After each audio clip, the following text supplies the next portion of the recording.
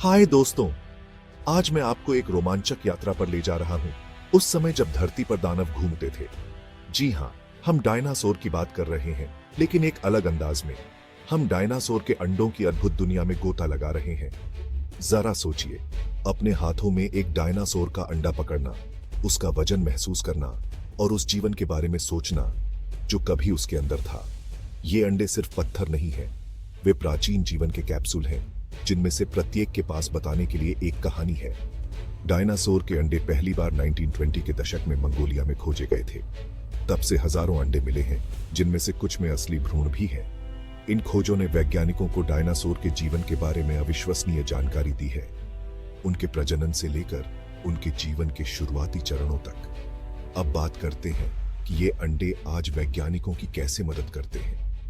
अंडों के आकार, रूप और यहां तक कि उनके खोल की बनावट का अध्ययन करके जीवाश्म विज्ञानी डायनासोर की प्रजाति का पता लगा सकते हैं। और कभी-कभी यह भी पता लगा सकते हैं कि उन्होंने अपने बच्चों की देखभाल कैसे की। क्या वे चौकस माता पिता थे? क्या उन्होंने अपने अंडों को खुद के लिए छोड़ दिया? इन अंडों में जवाब है।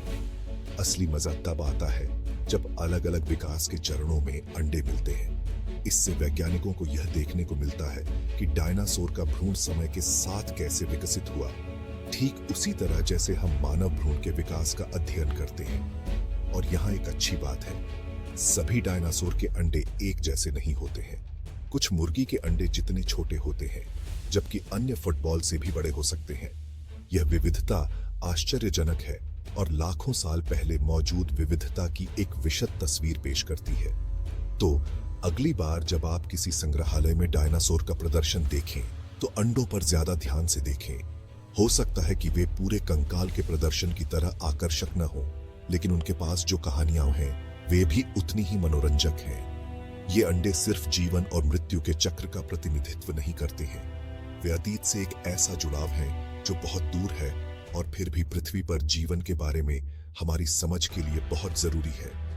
इस प्रागैतिहासिक साहसिक कार्य में मेरे साथ शामिल होने के लिए धन्यवाद।